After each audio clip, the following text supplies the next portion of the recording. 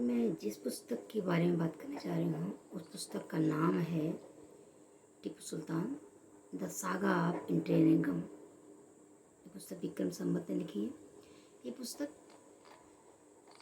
टीपू सुल्तान का इतिहास है। टीपू सुल्तान जिसको आज तक धर्मनिरपेक्ष कहा गया, टीपू सुल्तान जिसको आज तक भारत में बताया गया कि उसने अंग्रेजों से युद्ध किया, भारत को आज़ादी दिलाई, उसका वास्तविक इतिहास तो हमारे इतिहासकारों ने हमसे छिपाया है। उस वास्तविक इतिहास को समझने की हमको आज उसके इतिहास को जानने की बहुत आवश्यकता है, क्योंकि हम अगर इतिहास नहीं मानेंगे तो हम टीपू सुल्तान की जयंती मनाते रहेंगे, टीपू सुल्तान की हम पूजा करते रहेंगे, जैसा कि आज तक भारत में होता रहा है। विक्रम संवत जिन्होंने अनेक पुस्तकें लिखी हैं, उसमें उनकी पुस्तक एक उन्होंने मैसूर के इतिहास पे लिखी है, एक पुस्तक उन्होंने गौहर जान पे लिखी है, वीर सावरकर पे उनकी पुस्तक जो बहुत चर्चित रही है। एक प्रचलित इतिहास, अभी नया इतिहास जो लिखा जा रहा है कुछ नए लेखकों के द्वारा, जो वास्तव में इतिहासकार नहीं है। और इतिहास क्यों लिख रहे हैं? क्योंकि जो हमारे पुराने इतिहासकारों ने जो इतिहास हमसे छिपाया है उस इतिहास को हमें बताना अति आवश्यक है। उसके लिए इतिहास से इनके द्वारा लिखा जा रहा है, तो ये हमें जानना हमारे लिए बहुत आवश्यक है। अगर नहीं होगा तो हम क्या करेंगे? हम टीपू सुल्तान जैसे लोगों की पूजा करते रहेंगे। कोई उनकी जयंती मनाने की बात करेगा तो कोई उनके नाम पे शासन का नाम रखने की बात करेगा, है ना? तो हम इस तरह गलतियाँ करते रहेंगे। खासतौर पर हम हिंदू, जिनका उसने इतना ज़्यादा विनाश किया, जिससे उनको जिनका उसने इतना कत्लेआम किया, जिनके साथ इतना उसने अत्याचार किया है, वो ऐसा करते रहेंगे जैसा कि हम आज तक करते रहे हैं। जैसे सोमनाथ में आक्रमण करने वाला गाजी सलार मसूद, जिसे गाजी का दर्जा भारत में दिया गया, वो गाजी सलार मसूद जो मोहम्मद गजनी का भांजा था, जिसने बाद में मेरठ पे, संभल पर और बाद में बहराइच तक आक्रमण किया, जिसको बाद में बहराइच के राजा सुहेलदेव ने मार दिया। पर आज भारत में गाजी सलार मसूद की दरगाह पे लोग जाते हैं। उसके नाम पर मेला जो है संभल और मेरठ में लगता है। संभल में नेजा मेला और मेरठ में नौचंदी मेला उसके नाम पर मनाया जाता है। पर उसको मानने वाला और हिंदुओं को रक्षा करने वाला जो नायक था, उसकी जयंती नहीं मनाई जाती है, उसका कोई सम्मान नहीं किया जाता। वो तो भला हो हमारे मुख्यमंत्री योगी जी का, जिन्होंने उसका अंत किया और क्या कहते हैं, वो मेलों को बंद कराया और उन्होंने वहाँ पे सुहेलदेव के नाम पे वहाँ पे उनका सम्मान प्रारंभ करवाया। तो इतिहास हम न जानते हैं, न पढ़ते हैं, न जानने और पढ़ने की हम कोशिश करते हैं। तो हम इस इतिहास को जानने की कोशिश करते हैं कि क्या इतिहास था उसका, टीपू सुल्तान का। ठीक है, तो अगर हम इतिहास नहीं जानेंगे तो शाहरुख खान जैसे लोग जो क्या कहते हैं, अभी टीपू सुल्तान पे सुना है कि मूवी बनाने जाने वाले हैं, हम हिंदू भी जाके उसमें पैसे दे के आएंगे और क्या कहते हैं, फिल्म को भी हिट करा के आएंगे और पैसे भी दे के आएंगे उसके सम्मान में जिसने हम हिंदुओं की इतनी हत्या की है। शाहरुख खान भाई साहब जो my name is Khan movie बनाते हैं, जो रईस मूवी बनाते हैं, जो पठान मूवी बनाते हैं, जो एक महान हिंदू इकबाल सिंह नेगी के काम पे अगर मूवी बनाते हैं तो उसमें भी उसको नायक को मुस्लिम बना देते हैं, चक दे इंडिया।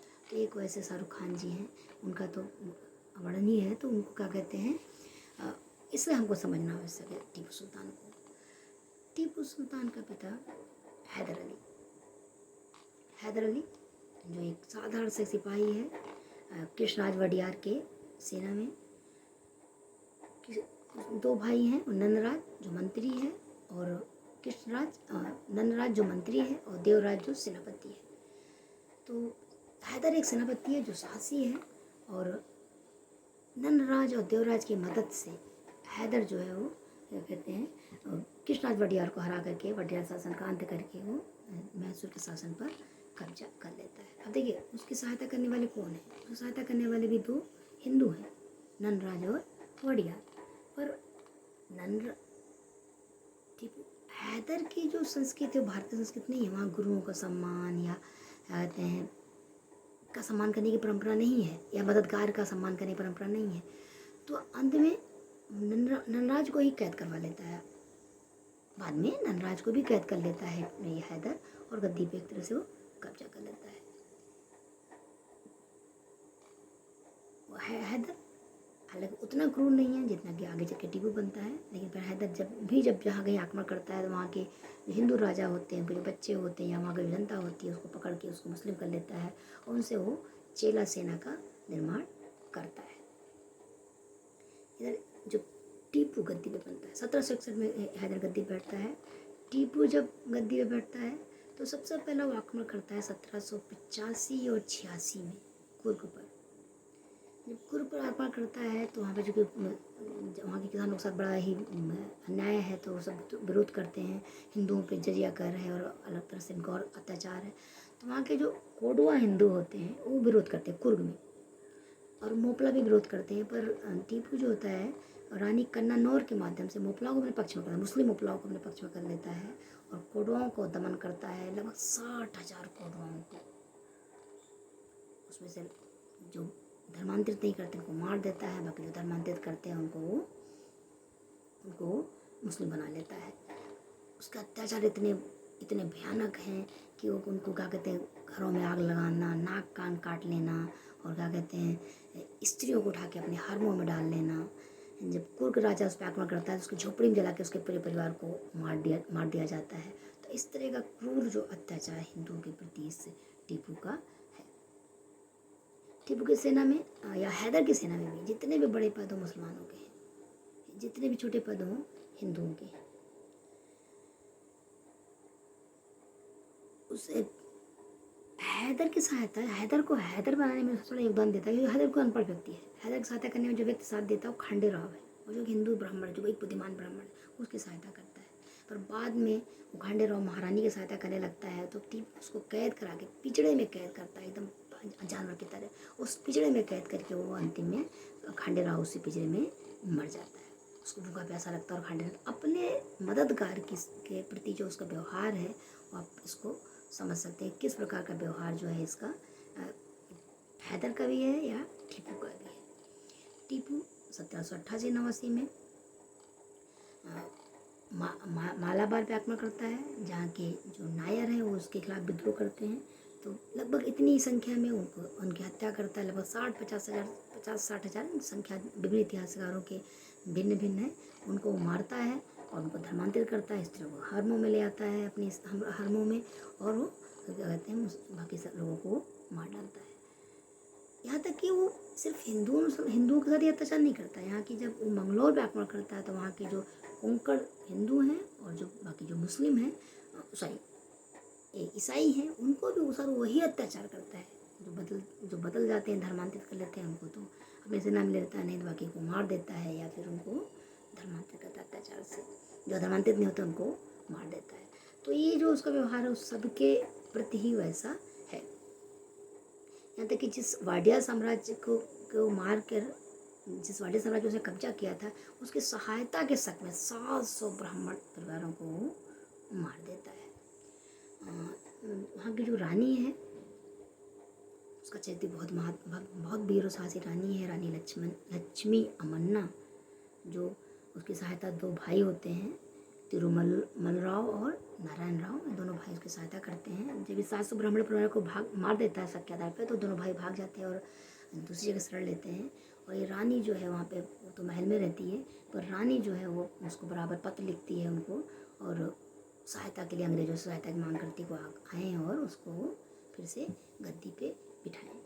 तो ये रानी कैसे करती है, रानी रोज़ मंदिर जाती है, मंदिर पत्र लिख के वो मंदिर में जाती है और मंदिर में वो पत्थर के नीचे पत्र रख देती है। फिर बाद में जो पुजारी है वो पत्र जो है वो क्या कहते हैं तिरुमला राव के पास पहुंचा देता है। तो इस तरह तिरुमला राव बार बार अंग्रेजों से प्रार्थना करता है कि वो उसको जो है वो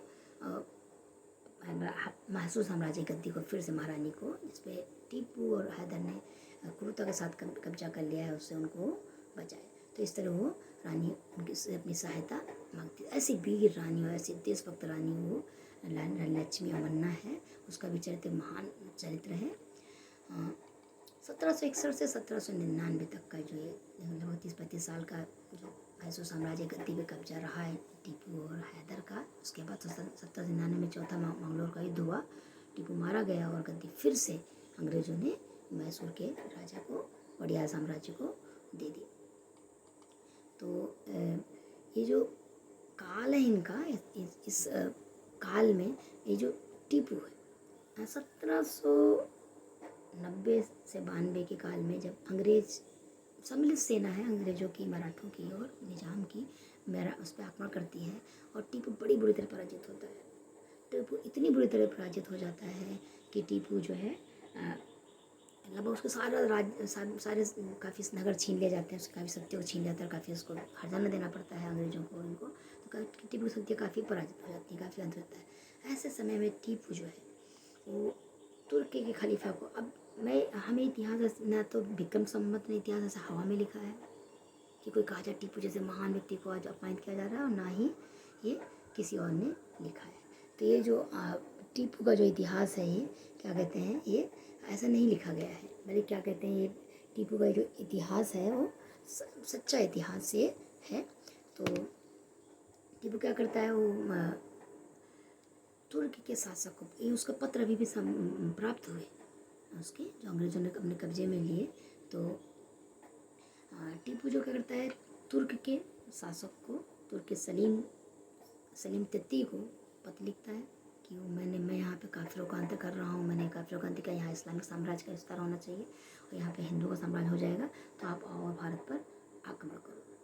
वो फ्रांस के शासक को, फ्रांस के राजा लुइस 16 को पत्र लिखता है। एक पत्र प्राप्त हुए, वो अपने दूतों को भेजता है उनसे सहायता मांगने के लिए कि आप आओ भारत में और हमारी सहायता करो। जो तुर्क का शासक है, तुर्क और यूरोप में, उसमें तुर्क और तुर्की और फ्रांस में युद्ध चल रहा था, इसलिए दोनों ही सहायता उस समय उनकी नहीं कर पाए, नहीं तो अगर वो आ गए होते तो भारत का इतिहास क्या होता। और उनसे कहता है कि भारत आओ और हमारी सहायता को, इसके लिए अपने दूत भेजता है। यहाँ तक कि वो अफगान के शासक जमन शाह जो अहमद शाह अब्दाली का पोता है, उसको पत्र लिखता है कि भारत आए और भारत से काफिरों का विनाश करें, मैंने तो काफिरों का बहुत अंत किया है, ये दुष्ट काफिरों को, तुम भी सेना लेके अपनी सेना भेजो और हम जो है यहाँ से काफिरों का अंत करेंगे और भारत में हम इस्लाम का शासन स्थापित करेंगे। जमन शाह भी आने को तैयार है, बस परिस्थितियाँ ऐसी होती है कि तीनों नहीं आ पाते। ईरान के शासक को भी पत्र लिखता है भारत आए और भारत आकर के वो इस्लाम का शासन स्थापित, तय भी कर लेते हैं कि कौन सा इलाका टीपू के पास रहेगा, कौन सा जमन साहब के पास रहेगा, कौन ईरानियों के पास है, पूरा इलाका वो आपस में बांट लेते हैं। आपको ये कहे कि टीपू जो है देशभक्त था, उसने अंग्रेजों से युद्ध किया, तो ये बिल्कुल झूठी बात होगी। अगर अंग्रेजों को भगाना था तो फ्रांसीसी सहायता क्यों मांग रहा था वो? फ्रांसीसी शासक लुइस 16 को क्यों पत्र लिख रहा था कि वो अपनी सेना भेजे और भारत से अंग्रेजों को बाहर किया जाए? अंग्रेजों को बाहर करने का उद्देश्य उसका इसलिए नहीं था कि अंग्रेज चाहेंगे तो मुफ्त में सहायता तो ये फ्रांसीसी नहीं कर रहे थे ना। फ्रांसीसी और अंग्रेजों में क्या अंतर था? तो निश्चित रूप से वो सहायता जो है वो अपने लिए मांग रहा था, कि निश्चित रूप से क्या, उसे पत्र से जाहिर है, पत्र में साफ साफ कहता है कि यहाँ पर इस्लामिक शासन स्थापित करेंगे। यहाँ तक कि जोकिबिन्स क्लब, जो फ्रांस की आज़ादी में जिम्मेदार होते हैं, उनको भारत बुलाया जाता है और भारत मिलकर उसी तरह का क्लब बना करके भारत की आज़ादी के लिए क्लब बनाते हैं, भारत की आज़ादी के लिए प्रयास करते हैं। यहाँ तक कि मॉरिशस से भी वो अपनी सहायता मांगता है कि आए और उसकी सहायता करें। तो वैसे भी कहा जाए कि टीपू देशभक्त है, अंग्रेजों को भगाना चाहता है, और वो क्या कहते हैं, बाकी मराठे जो हैं देशद्रोही हैं, तो ये तो बिल्कुल बेवकूफ़ की बातें होंगी, है ना। हाँ, या बाद में आगे चल के जो क्या कहते हैं, जो अब अगर टीपू के बारे में कहा जाता है कि बहुत ज़्यादा उसने बहुत सारे मंदिरों को दान दिए, उसकी अंगूठी पर राम लिखा हुआ था तो पहन रखी थी।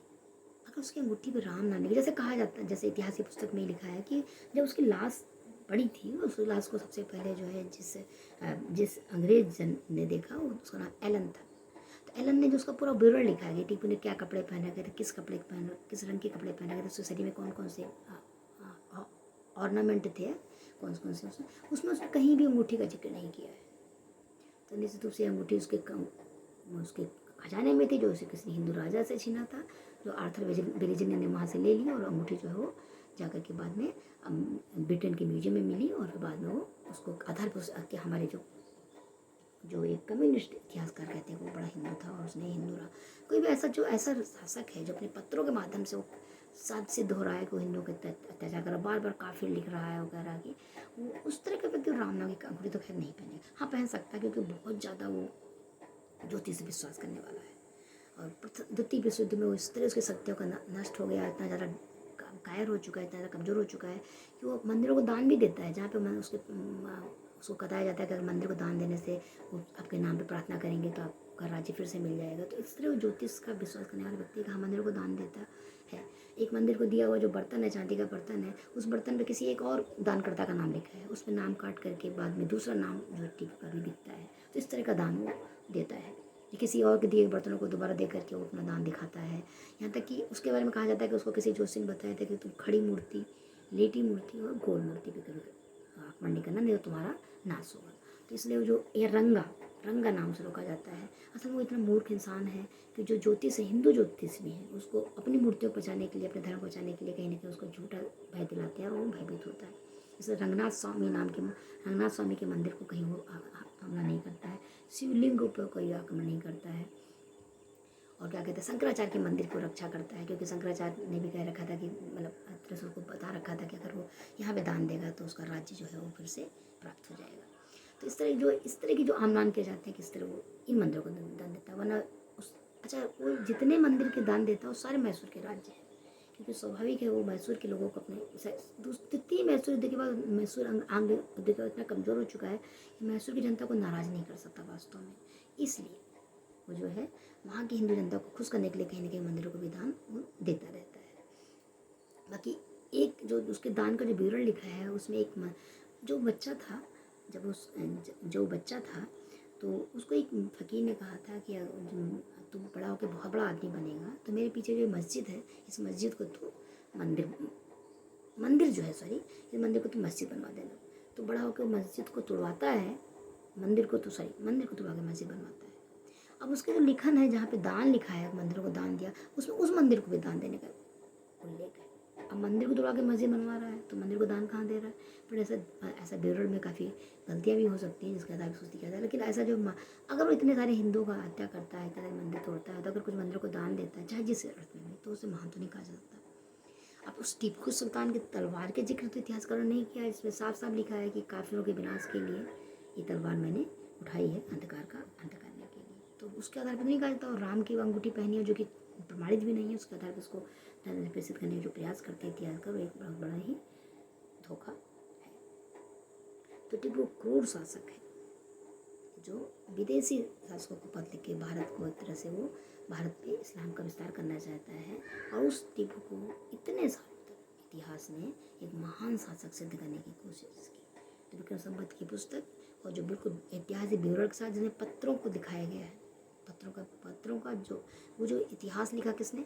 फ्रांसीसी इतिहासकारों ने, अंग्रेजी इतिहासकारों ने और हिंदू इतिहासकारों ने, तो सबने लिखा है। यहाँ तक कि उसका जो जीवनीकार है किरमानी, जो कि एक मुस्लिम है, उसने भी कहीं ना कहीं इन सब चीज़ों का वर्णन किया है। तो अब सबको आप झूठ मान लेंगे और सिर्फ जो आज के इतिहासकार दिख रहे हैं उसको सही मान लेंगे, ऐसा तो नहीं है। और विक्रम संवत ने सारे विवरण के साथ सारी बातें हैं, लेकिन पत्रों का पूरा विवरण दिया है, पत्रों के अंश दिए हैं। तो ये सारे पत्र झूठे हैं। और अब सिर्फ टीपू इतना महान था, अंग्रेजों से युद्ध तो मराठों ने भी किया था, फिर तो मराठे भी देशभक्ति हुए ना, ठीक है। तो 1799 में मराठे निजाम और अंग्रेजों के सामने, अब चूँकि अंग्रेज उससे बहुत भयभीत है क्योंकि वो अंग्रेज को बाहर से निकालना चाहता है, इसलिए सम्मिलित सेना इकट्ठा करके मराठे, अंग्रेज और निजाम टीपू पर आक्रमण करते हैं 1799 में, जिसमें जो है टीपू मारा जाता है। और अंग्रेज उससे इतने भयभीत हैं, अंग्रेज से पहले भी रानी लक्ष्मी मन्ना ने प्रार्थना कर रखी थी हमारा राज्य में दिलाया जाए, जैसा कि उन्होंने वादा कर रखा था, लेकिन अंग्रेज उससे इतना भयभीत है कि मरने के बाद भी वो टीपू के वंशजों को गद्दी नहीं देते हैं।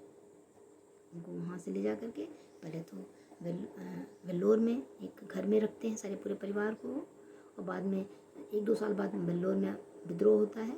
तो अंग्रेज को शक होता है कि टीपू के परिवार ने ऐसा करवाया, तो उसको पूरे परिवार को उठा के वो कलकत्ते में एक घर में वो वहाँ पे उनको स्थापित कर देते हैं, उनको वहाँ रख देते हैं ताकि उनका मैसूर से कोई संबंधी ना हो, वहीं पे उनका पूरा परिवार जो अंत तक रहता है। तो इतने ज़्यादा भयभीत अंग्रेज जो है टीपू से हैं, टीपू के परिवार पे भी उनका विश्वास नहीं, और अंततः जो है लक्ष्मी अम्मेना के परिवार से और तिरुमल राव और नारायण राव के प्रभाव से अंततः मैसूर साम्राज्य को गद्दी प्राप्त होती है।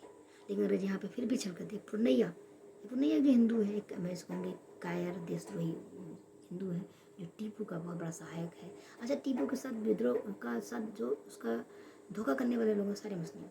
मीर सदक जो किले का रास्ता बताता है, और क्या कहते हैं कमरुद्दीन जो उसका रिश्तेदार है, मेरा फुफेरा भाई है उसका, और भी जितने रिश्तेदार हैं वो सारे ही जो है धोखा देने। लेकिन उसमें जो पुरनैया जो आके तक उसका साथ देता है, और पुरनैया जो आते हैं अंग्रेजों से भी मिलता है, अंग्रेजों से कहता है कि फिर से टीपू के वंशजों को गद्दी दे दी जाए। लेकिन अंग्रेज उससे बिल्कुल साफ इनकार कर देते हैं। पर अंग्रेज भी तिरुमल राव और नारायण राव दोनों भाई, जिन्होंने लक्ष्मी मना की कम से कम 20-22 सालों तक सहायता की उनका गद्दी पाने के लिए, बराबर उनके पत्र को अंग्रेजों से गए, उनके संपर्क किए। पर अंग्रेज जो है गद्दी जो देते हैं वो देते हैं प्रधानमंत्री जो बनाते हैं वो पुरनिया जैसे धोखेबाज को बनाते हैं, जो टीपू का सहायक रहता है। और पुरनिया को, निर्मल राव को मंत्री नहीं बनाते हैं। बाल रानी प्रार्थना भी करती है अंग्रेजों से कि निर्मल राव को हमारा मंत्री बनाया जाए, लेकिन अंग्रेज ऐसा नहीं करते हैं। तो 1799 में जो होता है उसमें जो है टीपू मारा जाता है, अपने किले के अंदर युद्ध करते हुए नहीं मारा जाता है, किले के अंदर ही मारा जाता है। और उसको करके अंग्रेज जो है उस पूरे टीपू सुल्तान के मैसूर राज्य में कब्जा कर लेते हैं, और बाद में वो हिंदू रानी को दे दिया जाता है, वडेयर साम्राज्य को दे दिया जाता है। तो ये टीपू का जो इतिहास है, जो क्रूर इतिहास है, वो उसके पत्रों के द्वारा फ्रांसीसी और अंग्रेज और डच इतिहासकारों के द्वारा पूरा वर्णित है।